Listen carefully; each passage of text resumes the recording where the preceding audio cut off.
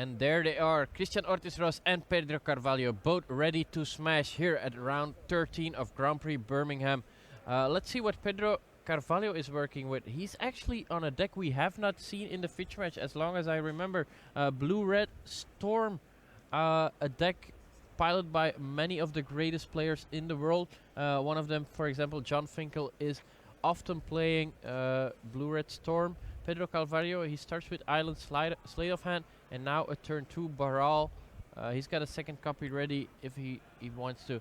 Looking at the matchup, who do you think is favorite in this matchup? I think in game 1 it should be the Storm player, because it's really difficult for Living End to continuously get rid of the mana, not producing, but mana reduction creatures.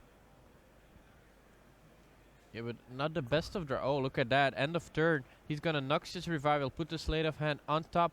Noxious Revival is gonna trigger the Baral, but he's not using it. Doesn't it trigger the Baral? No, only when you counter. Oh yeah, never mind. Yeah, then it's still a weird play to put that Slate of Hand back in play. Well, if he was lacking some action, that's what you gotta do sometimes. This Noxious Revival is of course primarily for the combo turn, when you or when you want to gift Ungiven for it. But sometimes you draw it naturally. You have to do something with it. Yeah, and that's what he did. He put the Slate of Hand on top, and he drew a remand. So actually, that one will trigger the Baral if it returns something to hand. Also, remand is insanely good against Living End. Return that Living End to the opponent's hand. It means that it cannot be cast. Well, it can be suspended, of course, but that takes a lot of time. Probably too much time against a deck like Blue-Red Storm. Yeah. Pedro Carvalho is going to respond to the cycling of the Deadshot Minotaur by fetching the Polluted Delta and getting a Steam Vents now on 3 lands. Down to 17 because of that, though. No, 15 because of the Noxious Revival as well. Christian has already drawn at least, I think he has drawn 2 Living Ends. And 3 Fulminator Mages. He's actually not... He doesn't have more Cyclers, and and doesn't have the 3rd land either. This is insane. He missed his 3rd land drop with a hand of 3 Fulminator Mages. He also has 2 Living Ends already in hand, which means that Pedro needs to only remand the 3rd Living End, and then the only way for him to actually resolve it is to suspend it, which is basically impossible. And Pedro is not gonna attack. Why do you think is that? Is there a it's reason not not to his. attack? It's not his game plan. It's not his strategy anyway to win by attacking. So I think he just wants to take it extra carefully here. He knows this game is favoring him if it just goes smoothly like this. Well, he changed plans. Now Baral is in the danger zone. He's attacking with it. Christian Ortiz-Ross down to 14. And Goblin Electromancer joins the army. End of turn. Violent Outburst. Let's see what's on top.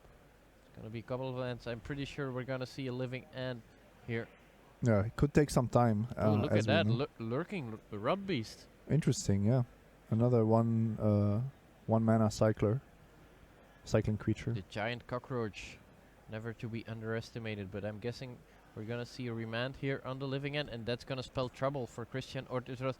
Now with 3 Living End in his hand, and he only plays 3, as we see. Actually, 4 lurking Rod Beast in his deck. That's quite a lot. He's got a lot of 1 mana cyclers there. Maybe he's playing a mana base that has almost only black sources, so he knows that he can cycle black mana whenever he wants. Remand and discard my excess Baral. And this, if you do that, you know you're in trouble, right? Yeah, but I like Christian just doing it. You know, he knows he's most likely dead, but doesn't hurt to try. Okay, yeah, this game I think is over. Gifts Ungiven also only 2 mana with both Electromancer and Baral in play. Pyretic Ritual generates 2 mana. Metamorphose generates a mana. So this is just game, right? And Pedro doesn't need a lot of damage here. He's already holding the Grape Shot, if I remember correctly. Exactly. So I think the fact that he has the Grape Shot already makes this an easy victory. So let's go. Storm count number 2. and add 3 red mana. There we have it. 1 die is the red mana. He is looking to indeed resolve a very big grave shot, preferably with storm count 10. So 11 copies enter the battle. Oh, 10 copies, and the original one would deal 11 to Christian Ortiz-Ross. Use 1 red mana, produce 2 blue mana, it seems. Metamorphose, Storm is 3. Draw a card. Use a blue mana.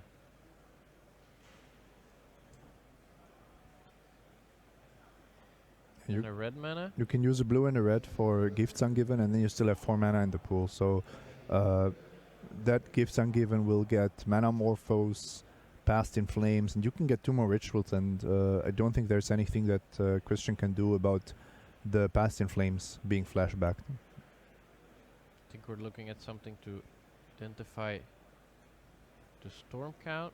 Yeah, a better die. It's gonna be 3. Yeah, and now we have 2 red mana and 2 blue mana. Storm count 3. Gifts Ungiven. Just going through the motions. The writing's on the wall here in the first game of round number 13. It's gonna be Pedro Carvalho up a game against Christian Ortiz-Ross. Just gotta figure it out. Oh, he just chose it. Yeah, there we have it. I drew all of my living ends. Not the way he wanted to go this. Let's take a look at their sideboards, because I'm pretty sure both of these players should have some options for this matchup. Let me start with the Living End deck. It's playing 4 Leyline of the Void. So that's, I would say, a good start. Because you know that the Storm deck will have trouble against Graveyard Hate. So that's something that I absolutely expect from Christian to come in. And what about Pedro Carvalho? Does he have something against the graveyard? Does he have Leyline of the Void? No, it doesn't look like it. His hate card, his most obvious hate card is Blood Moon, which I don't like against Living End. I think Swan Song could be a really nice way to play a more disruptive game. And I also expect Christian to bring in Ricochet Trap. That's an obscure little card which you can pay for a single red if your opponent casts a blue spell. So it's basically a counter spell. You redirect the spell, but you use it when the opponent remands or counters. You use it to redirect the spell to the trap. Pedro is actually looking at a single copy of Shattering Spree. What are the artifacts he's looking to hit? Are there actually any? No, and maybe he's afraid of Relic of Progenitus, but no, that doesn't make sense. That doesn't make any sense because Living End cannot sideboard anything that costs 2 or less. Yeah. So I don't think there are any 3 mana artifacts that he has to be concerned about. Is Trinisphere legal? No. That would be something he'd have to worry about. Is it? Might actually be. I'm not sure. Is it legal and nobody is playing I it? I don't so. think it's legal, no. Got There are not so many formats where Trinisphere is legal. Got some dynamic camera work going on while our players are shuffling it up, sideboarding, picking the right cards. He's gonna take out a Gifts Ungiven, it seems, a Past in Flames, and a couple of other cards. I think Pedro is doing well, trying to be a little bit less reliant on the graveyard. Yeah, not well, especially if your opponent is sideboarding in 4 Leyline of the Leyline of the Void is, well, like the perfect cyber card for Living End, right? Because it costs less than 3 mana. It costs more than 2 mana. Let's say it that way, and it just makes your main plan even better because your opponent's creatures won't come back anymore. Exactly, it has this additional bonus. By the way, no Fairy Macabre in the main deck or the sideboard. So Christian is just going full cycling mode in game 1. And now his Graveyard Hate is Leyline of the Void. Also 2 Lost Legacy in the sideboard for the Living End player. Now, what's the card to name when you resolve Lost Legacy? It depends on the situation. If you call Grape Shot, you have a really good shot that there won't be any win conditions left in Pedro's deck. But if Pedro has Empty the Warrens, that's usually his secondary win condition. I think Empty the Warrens is really quite bad against the Living End deck. So I wouldn't expect it for He- game 2. He actually brought 2 of them in. Okay, so he does want to hedge against the Lost Legacy. or other similar hate cards. Of course, Empty the Warren is not very good when your opponent clears the board that easily. But Christian is gonna start off with a mulligan. Now the Living End deck is quite resilient. With so many 1-mana cyclers, I mean he's got 16, that's quite a lot. You do get to do your thing consistently. It's interesting how Christian in the first game didn't hit his third land drop. That almost never happens with Living End. It's one of the most consistent decks in the format, I think. How many lands does the deck play? Let me see, 6, 9, 15, 19. Yeah, 19 is not that much. He does have Force 3 trait and 3 Simian Spirit Guide, so yeah. He does have quite a lot of land. And is that a mulligan to 5? Seems like this round is not going very well here for Christian Ortiz. Is facing one of his tougher matchups. Lost game 1 and now down to 5 cards. It seems he's gonna have to get his things together and figure out a way to win with 5 cards. Well, the thing is, if he has a black leyline and then just plays a regular Living End game, or I think he might just be looking for the ley lines. Yeah, God bless you. Excuse me. 5 cards goes down to 4. No ley line to be seen yet. Is it a winning strategy going down to as few as 4 cards just to hit that ley line? No, but once you start mulliganing down to 4, you can as well just go to 3 and 2 and just check if the ley line might be there. The problem against Blue-Red Storm is, of course, that it's not necessarily winning you the game, right, on the spot. 3 cards. Nope. Still no ley line. This is going to be a very short game if you ask me. Even if you have the ley line, there should be more shuffling between these mulligans. these shuffles are a bit lazy here. Oh wow, what an end to this game. Christian Ortiz was just mulliganing his way out of there. What a very quick win for Pedro Carvalho and his Blue-Red Storm deck against the Living End. Game 1 was still a little bit of a fight, but he drew all of his Living Ends. I guess he was a little bit on tilt maybe because of that, drawing all of his Living Ends, and then this game just mulliganing till he would never find one of his 4 Leyline of the Voids. Maybe he thought his matchup was that bad that he really needed that Leyline. Yeah, I don't know. It's once you're down to 5, I think it's okay to just try to look for it. In this case, I would even have gone down to 1 and then just yeah. I mean, it's another shot at it, right? It's not a great one, but at least an option. Now we see what Pedro cyborged. 2 gifts out, 1 Past in Flames, and 1 Slate of Hand. Very good cyborging there by Pedro Carvalho. Not relying as much on his graveyard, because he knew Christian would just mulligan to ley lines anyway. But it was not necessary. The game was over before it started. 2-0 for Pedro Carvalho. He's moving to 11 and 2. These next 2 rounds, very important for this guy. If he wins both of them, he'll be in the top 8, and he will be well qualified for the Pro Tour and maybe a shot at winning the whole thing. And look at that, another Blue-Red Storm, and that is one crazy card I see there.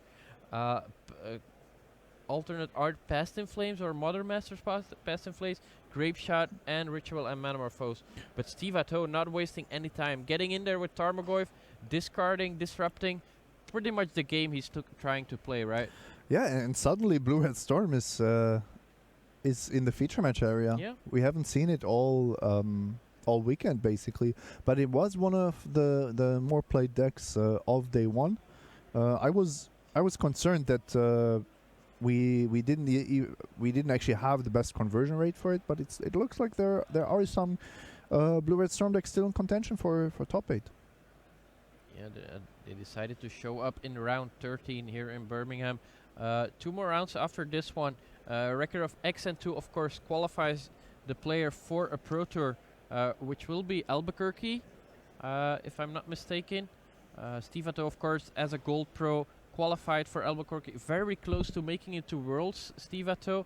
Just missing out on the Constructed Master. His last Pro Tour did not go very well. He went in with a lead, I believe, into the last Pro Tour, but then just fell short in these last couple of rounds. Unfortunate for him because he's a very nice guy. He's like the living. Yeah, he's like making Luxembourg. He puts Luxembourg on the Magic map. He's well, pretty much the only player you see from Luxembourg. There's a couple of players. Sometimes I believe there was one guy making top 8 last year as well, but mostly it will be Steve Atto you see.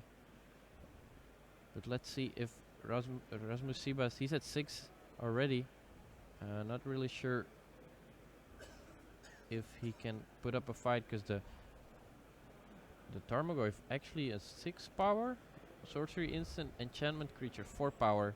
No land yet, but there's also the Hissing Quagmire, so he's actually dead on board if he does not win this turn. Yeah, and this is probably why he's trying to go off. Against Nihalt Spellbomb, it's really difficult though. Even his Noxious Revival would do nothing. That's why you see him here in the tank. Let's try to identify some of the cards here. We see Pyretic Ritual. That puts Rasmus up to 3, but he loses his blue mana very early on in the process. Another Ritual goes to 4 Storm. He did win game 1, so we're certain to see another match. He's gonna Noxious Revival on the Manamorphose just to generate a Storm. No, I think he wants to lure Steve into cracking the spell bomb. Also, I think the rituals are in the graveyard. This is because Steve has already put the four mana there. Okay. Oh, look at that! That was his whole plan along the way. Empty the warrens. He's gonna create 10 tokens, exactly 4 mana, and the Manamorphose will be on top. Great play by Rasmus Sibas, just creating a roadblock for that very big Tarmogoyf. Oh, you can even block it, right? You could just block it with all 10 tokens. Yeah, that's a second plan. It's the question if you Maybe prefer. you just want to raise. You can chump block and then try to raise, and then you have to be careful not to die on the backswing. So how much do you leave back? Can you go for a 2-turn clock, or would it be a 3-turn clock? Or do you just block it with everything and then say, okay, I will not have too many tokens left, maybe 5, but that's still good. I think going for the win is probably better. Yeah, the problem with the plan of blocking with all of them is that after that you still need to win with only 2 cards left in your hand. And these cards are Past in Flames, he's drawing a Manamorphose and a Grape Shot, so the cards in hand are not very good.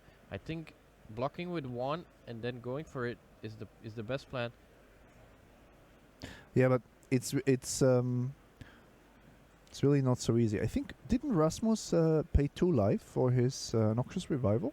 Yeah, I believe he should go down to 4. That was when he was still already on 6, right? So I think he is on 1 lower life. And Steve Atto correctly identifying he needs to get rid of as many goblins as possible. He goes for Eternal Witness on Abrupt Decay, making him able to play both Go for the Throat and... Actually, Abrupt Rasmus Decay has the Grape Shot, which is quite huge. And draws another Grape Shot. Mismatched Grape Shot nonetheless. 1 on the Witness, 1 on you. Steve Atto goes down to 17. The Witness is dead.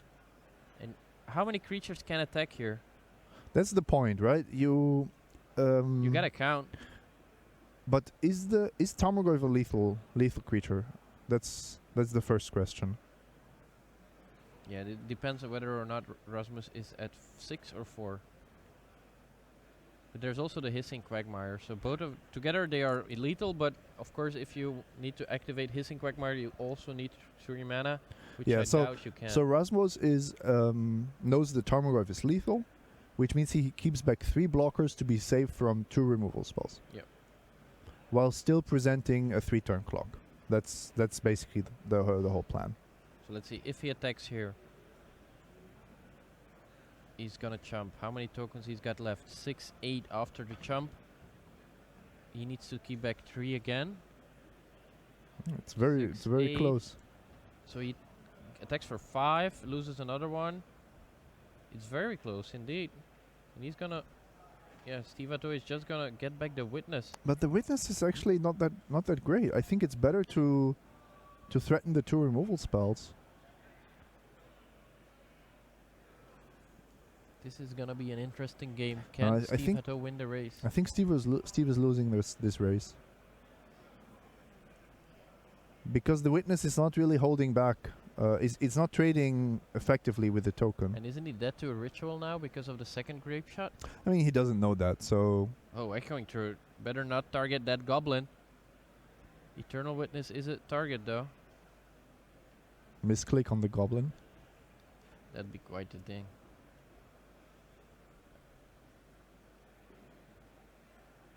Rasmus Sebas, he's got 8 tokens left. Steve Hatto at 11. So needed to deal 11 damage. Could be 6 and 5. Yeah, he's just going for attack with 6. Steve Hatto's gonna block, take 5. Go down to 6 with 2 blockers left. But wait a sec. Steve Hatto has 2 removal. He might think he's got it. And then Rasmus. This is well played by Rasmus. Has the echoing truth. Yeah. Oh, collective brutality? That Wow. could be huge. That could win Steve the game, right? Collective brutality, look at your hand. Rasmus has to respond with the echoing truth, and then he can replay the Tarmogoyf as the sun comes up here in Grand Prix Birmingham. Gotta love these dynamic lightings here we have. Sun goes down again. Collective brutality double. Yeah, and this is correct. You need to maximize this spell. What a nice race. He should have discarded the Abrupt Decay though, because that is the one Rasmus knows about. Now Rasmus has all the information. He knows he needs to fire off that Echoing Truth. Okay, but let's be honest, this was happening anyway, right? The echoing truth. If you discard the Abrupt Decay, yeah, probably. I think it doesn't make sense for Rasmus to not cast the echoing truth. Yep. I think that this Collective Brutality is gonna keep Steve Hatto in the game. He's going up to 8. Gonna kill another goblin and gonna get rid of the Grape Shot. And Rasmus is on 1. He doesn't have blue mana anymore. Wow. What a great draw there for Steve Hatto. His life was on the line. He was probably dead next turn. Echoing Truth on the Goyf, and then Grape Shot you for lethal. But now he's back in it. Back to see another day. Tarmogoyf joins the board again. No lethal attack for Steve Hatto anymore. For Rasmus Sebas. Another Echoing Truth, but no way not to play castable. that. How many creatures do you have to leave back? Well, 2. No, 3. Yeah, 2. 2. But if you leave back 2, Then you only attack with 4, you only deal 3. and you lose deal it. 3, Yeah, and the turn after, not a winning play. the maximum you deal is 4. Uh-oh. We're in trouble. He's still gonna do it though. I think it's correct. You have to attack. If he had 1 more life,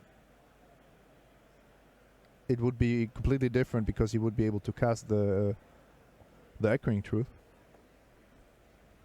Steve Hatto draws. Gravedigger's Cage. Will he need that one? I don't think so.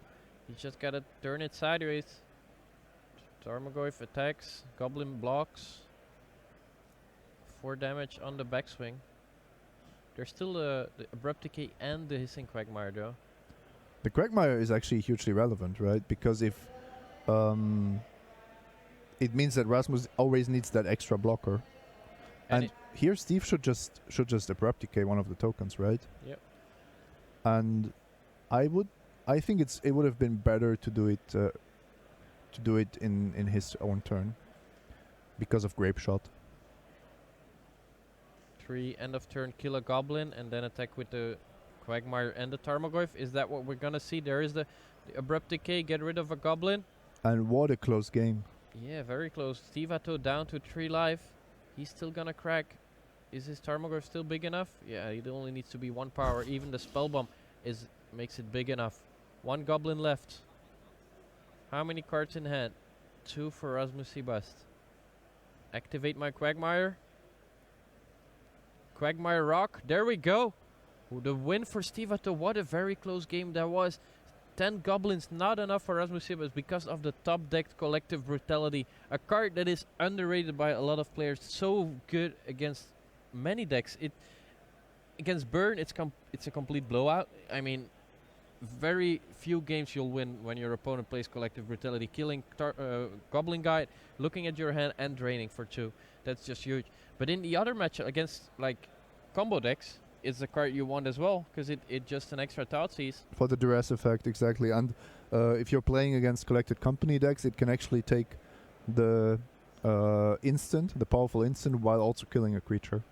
Yeah, and it seems like Steve Atto either has to go to the toilet or has a judge question. But let's take a look at their deck list. Do you have it in front of us? Steve Hatto from Luxembourg on a, well, just something very old-fashioned, right?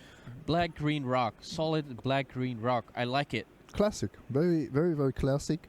Not even having white mana, which means he is playing with a bit less sideboard options. That's the price he's paying, but it also means he has very little pain in his lands, and looks like a very solid black-green list. And also looks like a deck that is probably well positioned against the Dead Shadows, with 3 Liliana of the Veil, one of the better cards in that matchup.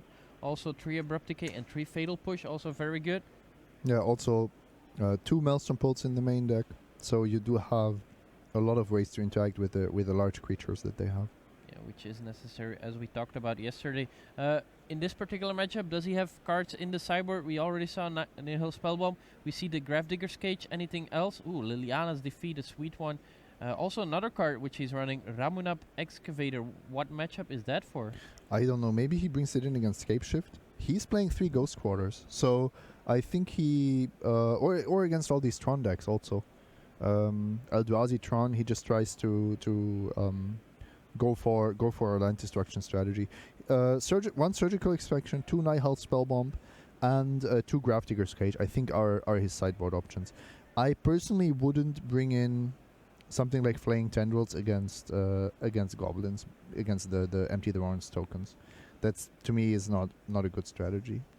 And now let's take a look at Rasmus Sibas. He's got quite a sweet sideboard. That is, he's got 4 copies of Madcap Experiment together with 2 Platinum Experiment. Now maybe tell our viewers at home, what is the combo with these 2 cards? Yes, so Madcap Experiment gives you the next artifact that you reveal from the top of your library, but it also deals damage to you equal to the number of cards revealed. But if you get Platinum Imperium, your life total can't change. Empyrean, and that's going to be the only artifact in Rasmus Sibas' deck after sideboarding. I don't think that's a strategy for this matchup, though. Yeah, but anyways, while these players are gonna cyber for game number 3, we're gonna take a look at Samuel Marti on Dredge playing against Ivan Flock.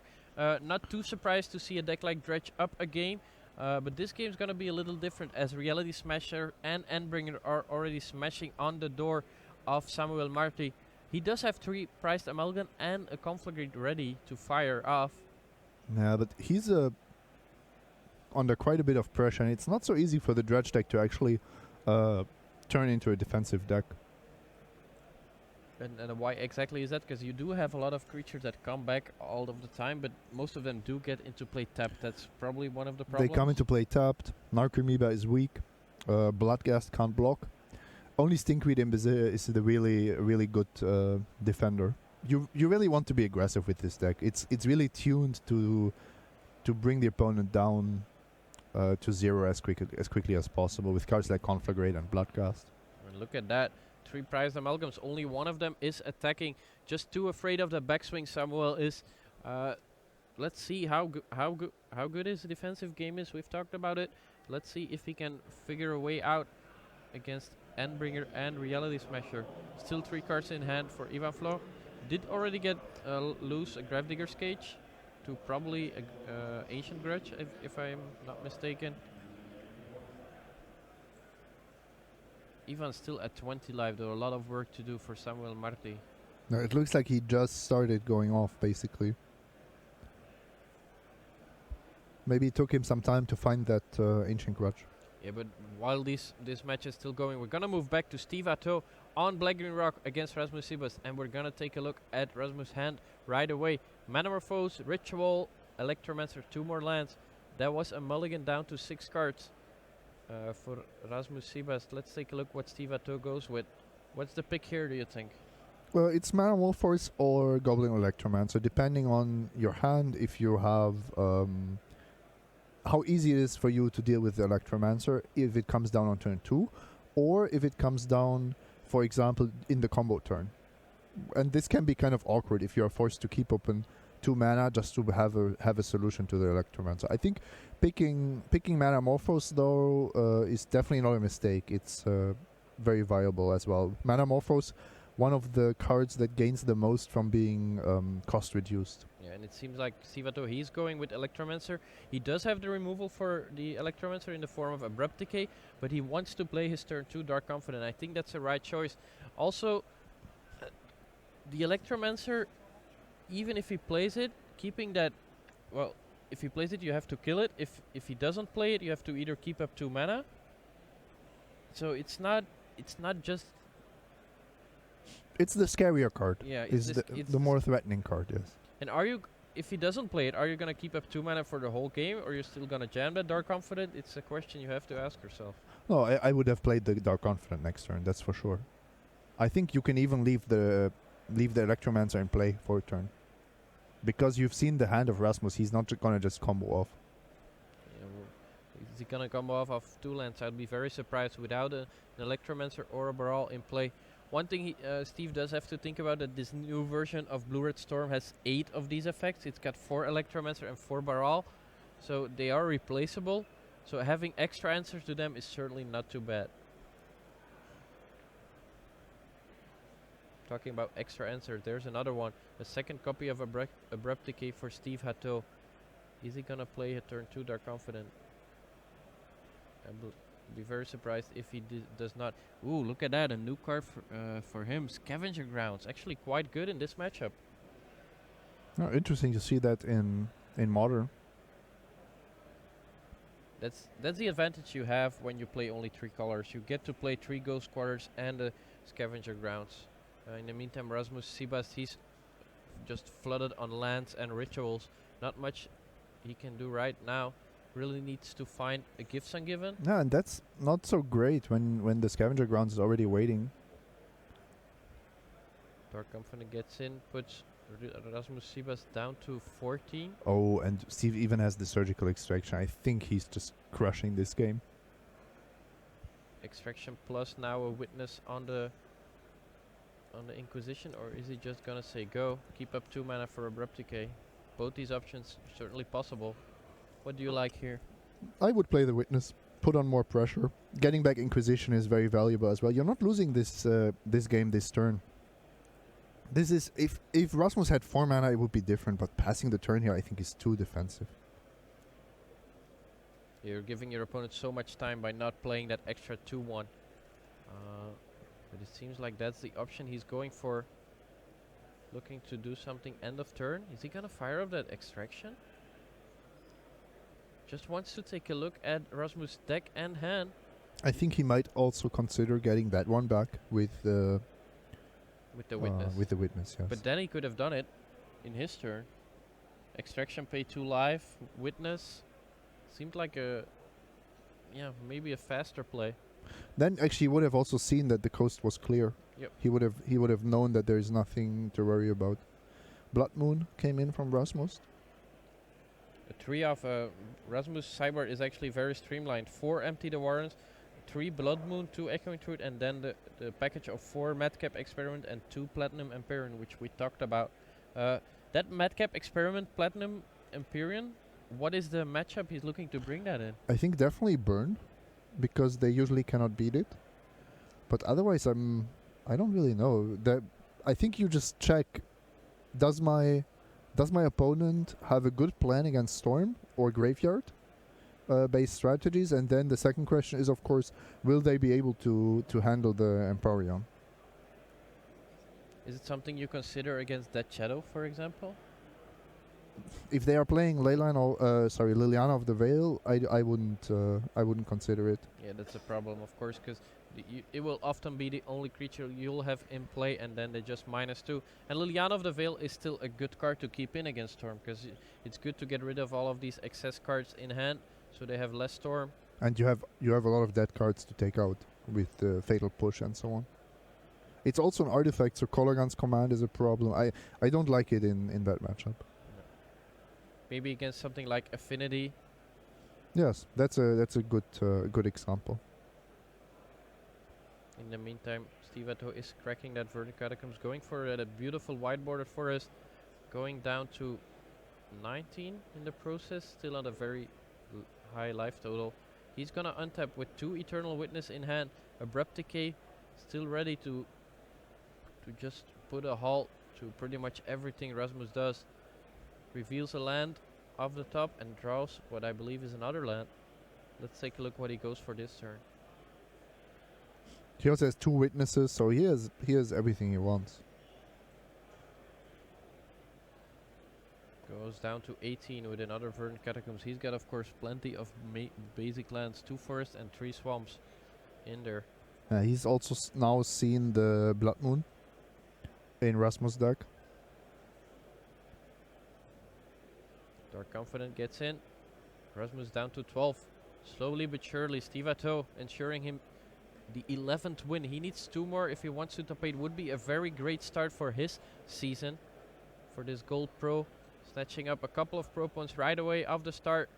Of course, he will be showing up at the World Magic Cup as well with Team Luxembourg. Like every year. So it's Inquisition this time. Inquisition on the Desperate Ritual. Of course, the better one to take. That one could get spliced onto the other one. There we have the other one, by the way. Desperate Ritual.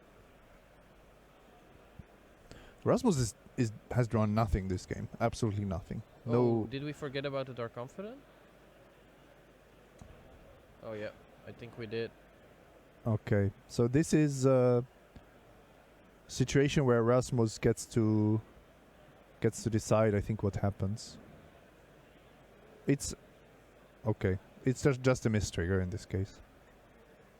Yeah, in a case where Stivato would be at a low life total, Rasmus could choose to still put it on the stack, but it seems like this turn he's just gonna let it miss. Another Eternal Witness and another Inquisition, and I'm guessing we're going for the same one. Yeah, there we go. Desperate Ritual number 2 to the graveyard. It does mean that if he draws a Past in Flames, he can start going, but no cards to draw. Ooh, look at that. Yeah, the problem is Past in Flames is only generating mana. There's nothing. It's not doing anything. But with that Gifts Ungiven, can he do it? Not if Steve is careful.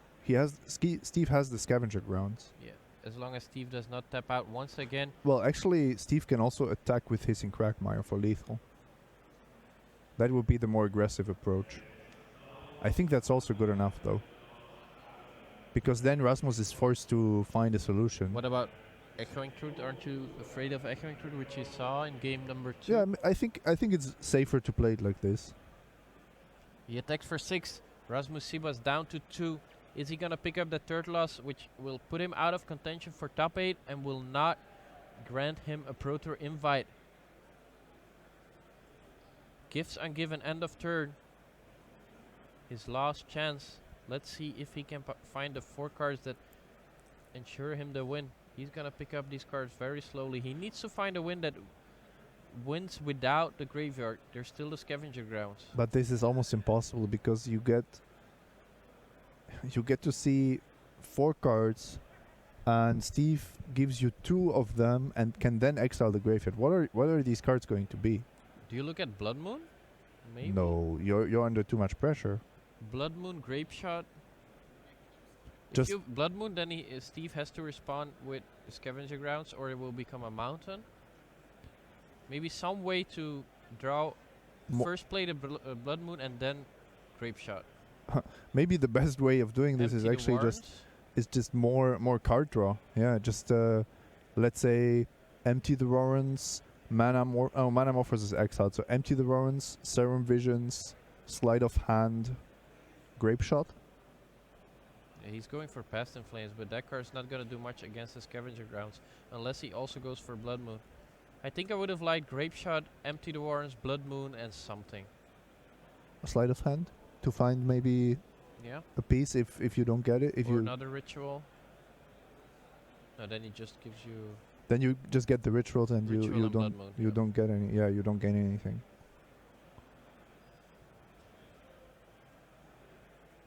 this is definitely not the pile you want to give, want to go for. I mean, he gets the best in flames, but there's a scavenger ground.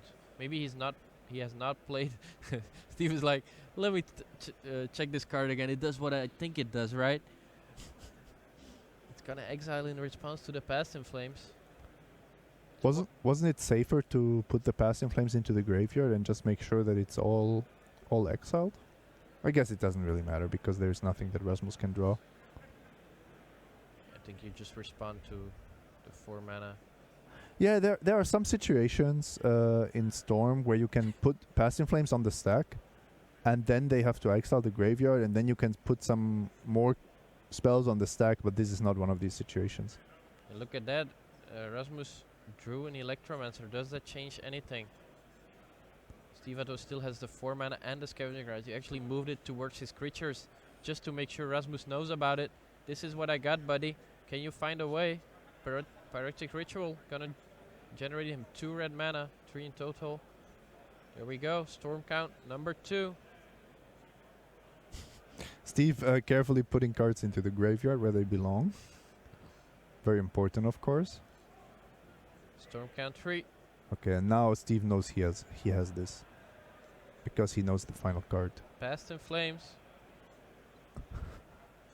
Past in Flames. Rasmus deep in the tank. Deep in the tank with 1 card in hand. Past in Flames. There we go. Respawns. Activate my Scavenger Ground. I sacrifice the desert. I only have 1, so that's gonna be the desert. And there we have it, the handshake. Rasmus Sivas, he picks up his 3rd loss. Steve Hatto still winning. This is just great. In Constructed, he always keeps winning. I mean, we see him make top 8s of Constructed Grand Prix for as long as I remember. Very impressive. I think he's one of the players who has continuously gotten better. Yeah. So really just sticking to his strengths, playing the decks he enjoys and is good at. Focusing, I think, primarily on Constructed. I think that's fair to say.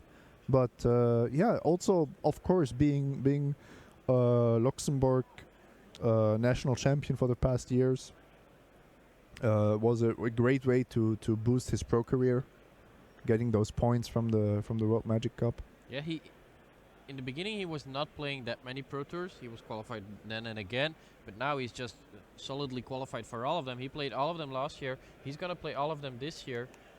Certainly gonna play a lot of Grand Prix as well, because he just loves to travel and loves to go to these tournaments.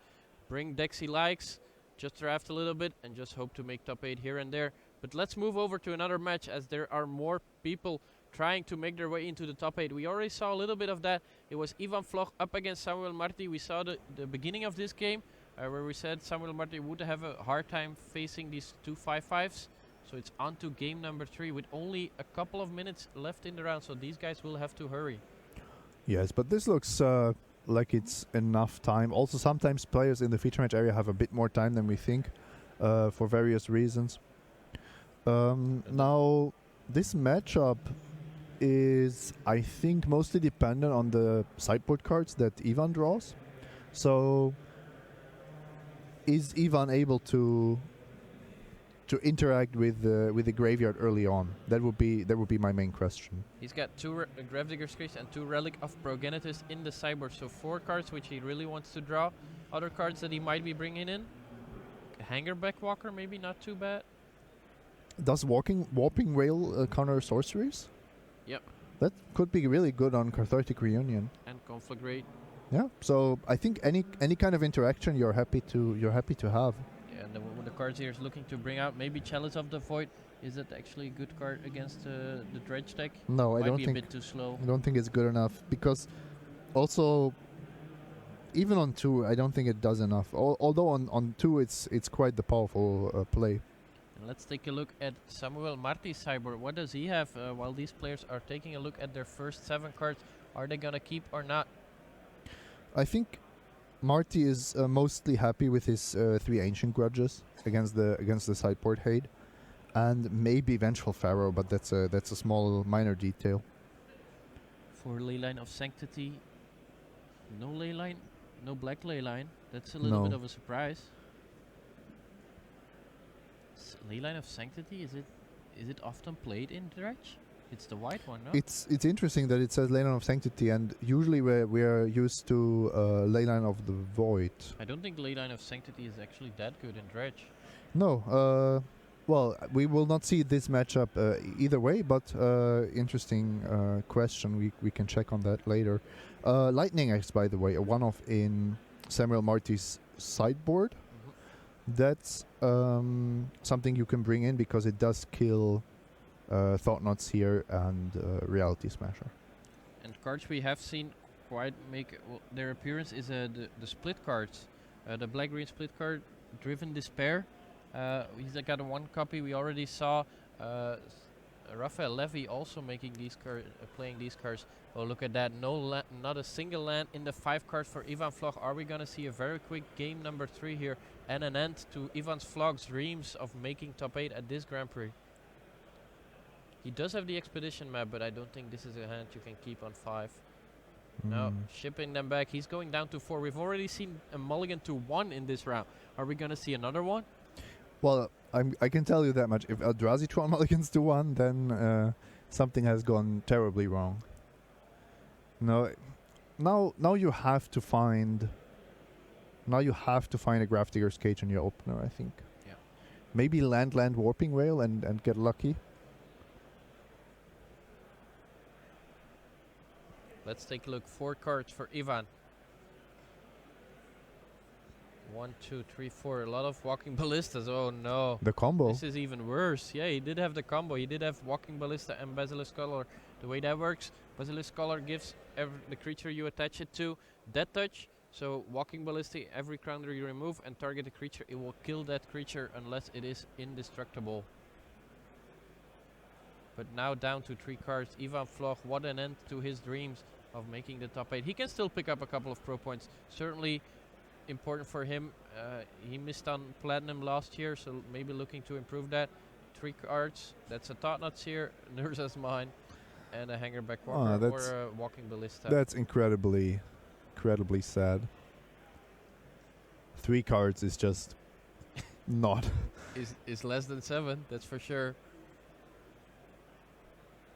It's less than half of 7. It's 3 cards is like how mulliganing to 5 twice, you know. -2, -2. So it's 3 cards is the mulligan to 5 of the mulligan to 5. No, it's the mulligan to 3 of the mulligan to 5. That's what you're trying to say. And Samuel Martin not gonna mulligan. He's just off the bat right away. Look at that. Stinkweed him dredged on turn 2. He does have a lot of lands, so not that good of a hand. But he can still flashback that Fatalist Looting next turn. And there is the Bloodgust, first creature on the board. Second land. Ooh. 2 mana. Tower, power plant. You just need the mine now. Or is that the mine picture? I thought it's the mine. I always have a hard time. The one is certainly a tower. Be very surprised if it's not. You have to hope for the top deck, right? You have to hope for Natural Tron. Life from the Lone puts Stinkweed Imp in the graveyard. Bloodgust gets in for 2. 18 for Ivan. Third land for Samuel and the flashback. On the Fatalist Looting. Copperline Gorge the play. Does he have a Dredger in the graveyard? Yeah, there's one more Stinkweed Imp which is just dredged with Life from the Lone. So quite a good draw for Samuel, whereas Ivan stumbles quite a lot. Second Stinkweed Imp. Golgari Tuck, Narcomoeba. There we have Urza's power plant. Yeah, the missing piece. The missing piece. Can we get that one? So that was a brutal dredge. Yeah, even 7 new power. Even drawing the power plant there, a Mind Stone. Not the card you want to draw here. It's something, but it's not very good. Play the Mind Stone. Says go. Facing 6, 8, 9 damage. Stinkweed Imp gets dredged again. Can we find a Conflagrate to finish things off right now? Bloodgast, another Narcomoeba. These are some good dredges from Samuel Marti. Didn't even need them. Just needed some solid dredges, but he's getting the good dredges. And this is when the dredge deck looks particularly good. Of course, now also against the mulligan to 3, but I mean, Ivan has been doing something. Here we have Narkamube. Comes into play if it's put into your graveyard from your library. Of course, combos very well with priced Amalgam, which will enter the play if another creature from the graveyard enter the battlefield this turn. There we have it. It comes into play tap. Kind of unfortunate. Did he find a natural Tron? Or is he going to extend the hand? Ivan Vlog, mulligan to 3, but he would have a hard time even on a 7-card hand against that draw from Samuel Marti. 11 and 2, needs to win 2 more to make his way into the top 8. We're going to take a very short break, but after that we'll have some Time Walk Magic, and then we'll be back for round number 14. So don't you guys run anywhere.